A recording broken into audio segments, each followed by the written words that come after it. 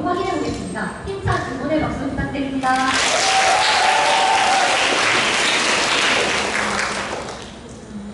안녕하세요. 맥반 대표 어시스턴트 조입니다. 어시스턴트의 권지원, 유나연, 윤지영입니다.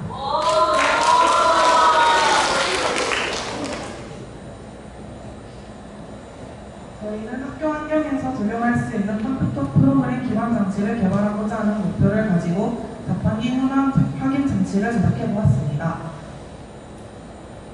저희는 학교 환경 발표는 용어 적기, 책 소개, 책을 선정한 이유, 산출물 제작, 결론 순서로 진행하겠습니다. 책을 소개하기에 앞서 우리에게 인공지능이란 무엇인지 생각해 보아야 할 것 같습니다. 어디를 가든 인공지능이라는 단어는 계속해서 등장하고 있습니다. 지금 이 순간에도 여러분은 인공지능에 대한 이야기를 듣고 계십니다. 현재를 살아가고 있는 여러분의 인공지능, AI란 무엇인가요? 인공지능의 다양성은 그가 가진 수많은 융합 분야와 발전 가능성만큼 그 크기가 큽니다. 때문에 인공지능은 각 분야에서 조금씩 다르게 정의되고 있습니다. 저희는 그중 공학 분야에서의 인공지능을 문제를 푸는 지능이라고 정의해 보았습니다. 사람이 문제 해결 과정을 통해 해왔던 결정을 대신해주는 말 그대로 인간이 만든 지능이라고 말입니다. 이외에도 인간의 지능적인 행동을 모방할 수 있도록 만든 컴퓨터 프로그램, 인간의 지능으로 할 수 있는 사고학습을 컴퓨터가 할 수 있는 방법을 연구하는 학문 분야, 컴퓨터를 사용하여 인간의 지능을 모델링하는 기술, 사람의 생각과 관련된 활동을 기계로 대체하거나 자동화하는 것 등의 적용 또한 가능합니다. 저희가 선정하고 읽은 책은 인공지능이 비즈니스 모델이 되기까지라는 책입니다. 저희는 이 도서를 현대사회의 혼란스러움을 느끼고 있는 사람이라면 누구나 읽고 세계와 AI에 대해 더욱 넓어진 시야를 가질 수 있는 책이라고 말할 수 있습니다. 인공지능이 무엇인지에 대한 내용부터 시작해 우리 머릿속에 떠돌기만 했던 낯선 용어들을 정리해줍니다. 주요 국가 또는 기업에서 인공지능 도입 사례는 어떠한지, 분야별로는 어떻게 작용하고 있는지, 최신 정보들을 통해 인공지능의 흐름을 알아보고 우리가 고려해야 할 사회 문제에 대한 키워드의 등장을 통해 방대한 정보들을 한 권으로 파악할 수 있었습니다. 여러분은 넷플릭스의 메인 화면이 사용자가 속한 국가별로 다 다르다는 것을 알고 계셨나요? 아니요. 여러 가지 스타일로 제작된 포스터는 각 나라의 시청자 선호에 따라 다른 포스터가 나타나게 됩니다. 여기서 국가별 선호도는 인공지능을 기반으로 한 데이터 분석으로 산출됩니다. 우리가 인지하지 못하고 있던 곳에서부터 인공지능이 넘을 수 없을 것 같았던 예술의 영역을 빠르게 넘어 활발하게 활동하고 있습니다. 3차 붐을 맞이한 AI는 빠르게 발전해 나가며 우리 삶 속에 얼마나 깊숙이 침투해 있을까요? 책 속에서 저희가 주목한 내용은 다음과 같습니다. 챗봇의 작동 방식과 세계 최초의 챗봇 일라이자에 대해 알아보면서 챗봇을 기반으로 한 서비스가 현대사회에서 얼마나 큰 경쟁력을 지니고 있는지 인식할 수 있었습니다. 이후 인공지능 활용 사례들을 살펴보며 특히 유통 분야에 관심을 가졌습니다. 현재 유통 분야가 갖고 있는 어려움을 앞서 말한 챗봇을 활용해 해결할 수 있을 것 같다는 생각이 들었기 때문입니다. 오프라인보다 온라인에서의 소비자의 활동이 급증하는 요즘 두 사이를 연결할 수 있는 장치가 필요하다는 의견을 모았습니다. 책 제목과 같이 저희는 비즈니스 모델을 만들어보고자 했습니다. 이를 위해서 어떤 제품이나 서비스를 어떤 고객에게 어떤 방법으로 전달해서 어떻게 수익을 창출할 것인가에 대해 고민해볼 필요가 있었습니다.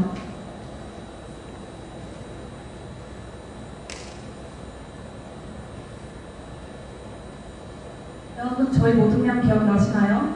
네. 바로 어시스턴트인데요. 저희는 모둠을 구성하면서 사람들에게 도움을 줄 수 있는 신화적용 활동을 하고자 했습니다. 모든 기술 발전과 인공지능의 성장은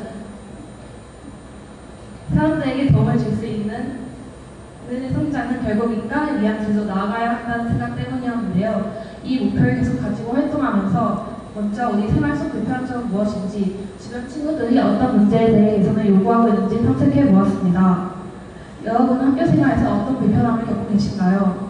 저희 동백반 친구들은 자판기에 가는 것을 매우 좋아합니다. 이건 모든 학생분들이 비슷할 것 같은데요. 우리 학교에서 인기가 높은 자판기는 자주 재고가 없는 모습이 관찰됩니다. 이때마다 자신이 원하는 음료나 과자를 먹으러 왔던 친구들의 아쉬운 발걸음이 버티지 않도록 하고 싶었습니다. 결론적으로 저희 모둠은 온라인과 오프라인을 챗봇으로 연결하여 자판기 재고 현황 확인 시스템을 복잡한 학생들에게 메신저 서비스를 활용해 사진하는 형태로 전달하는 비즈니스 모델을 구축하였습니다. 자판기의 실시간 모습을 전자기기를 활용해 쉽게 확인할 수는 없을까라는 고민에서 출발한 저희의 산출물을 소개합니다.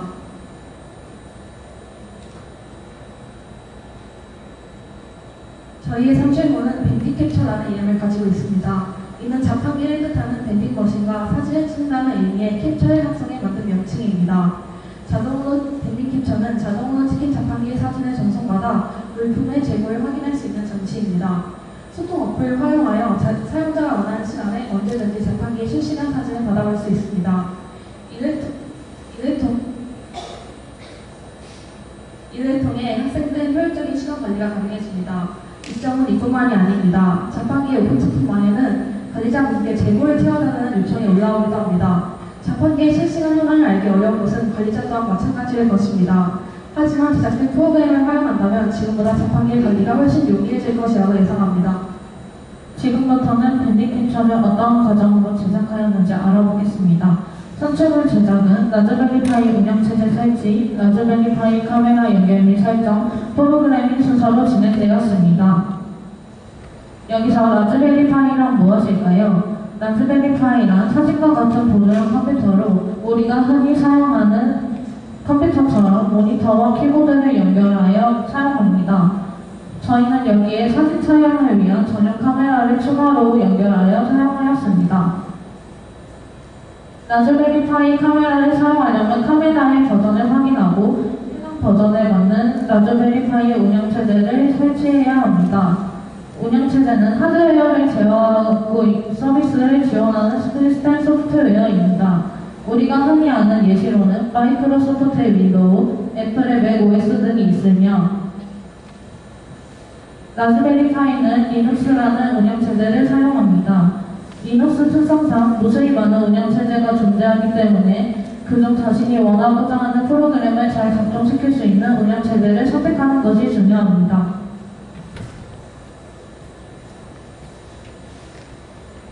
라즈베리 파이 홈페이지에 접속해 운영체제 설치를 위한 프로그램을 설치하고 프로그램을 실행시킨 후 우리가 원하는 비투소의 운영체제를 골라 설치해줍니다. 라즈베리 파이를 실행시킬 준비가 되었으면 라즈베리 파이에 카메라를 연결한 후 카메라가 정상적으로 작동할 수 있도록 프로그래밍 설치 및 설정을 진행합니다.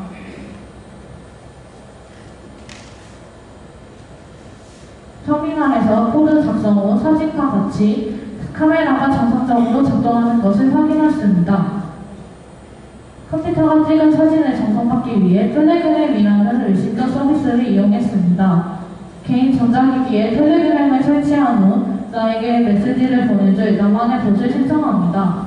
봇 파더에게 뮤봇 원하는 봇의 아이디를 입력 후 지정하고자 하는 봇의 이름을 입력하면 봇이 생성되면 봇의 토큰값을 얻을 수 있습니다.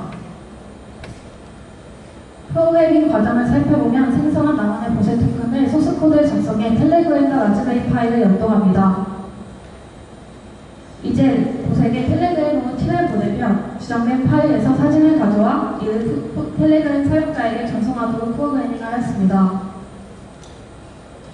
이를 위해서 카메라가 찍은 사진을 먼저 파일에 저장하도록 해야 합니다.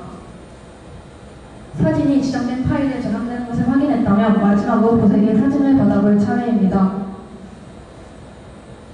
사진이 T라는 문자를 전송했을 때 라즈베리 파이 카메라가 성공적으로 자판기에 사진을 찍어 전송하는 모습을 확인할 수 있습니다.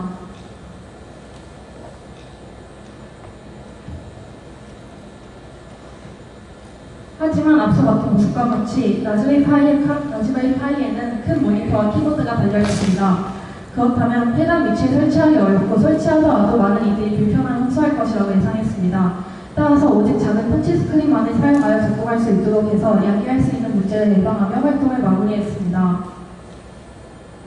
산출물 제작 과정은 어느 하나 쉬운 것이 없었습니다. 하지만 여러 번 실패하며 프로그램을 초기화시키고 다시 시작하기를 반복했습니다. 하지만 이러한 과정에서 원하는 결과를 얻으면서 송자는 스스로가 자랑스럽게 느껴지는 시간이었습니다. 발표를 불연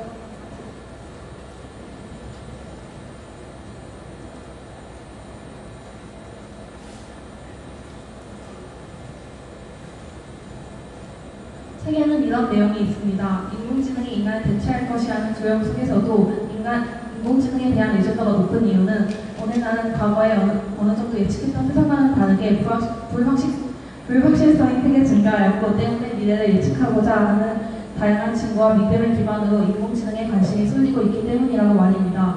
여러분은 어떤 모습으로 자신의 미래를 그려나가고 계신가요? 발표 내용에 질문이 있으신 분은 손을 번쩍 들어주시면 저희가 찾아가 마이크를 전달해 드리도록 하겠습니다.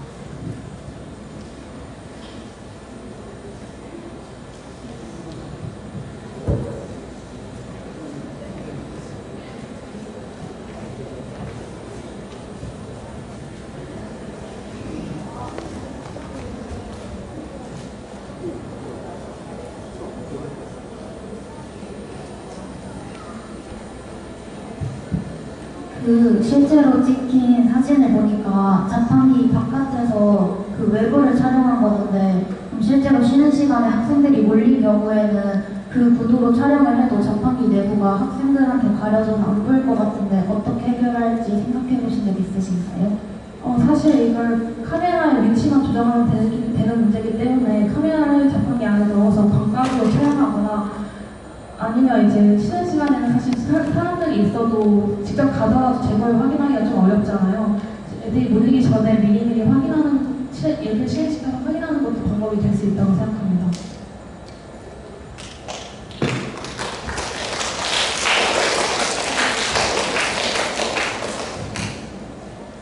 저요. 혹시 그 밴딩 계속 지금 못 쓰나요? 사용할 수 있을 것 같은데 이제 진짜로 사용하려면 조금 더 조치가 좀 더 필요할 것 같습니다. 네.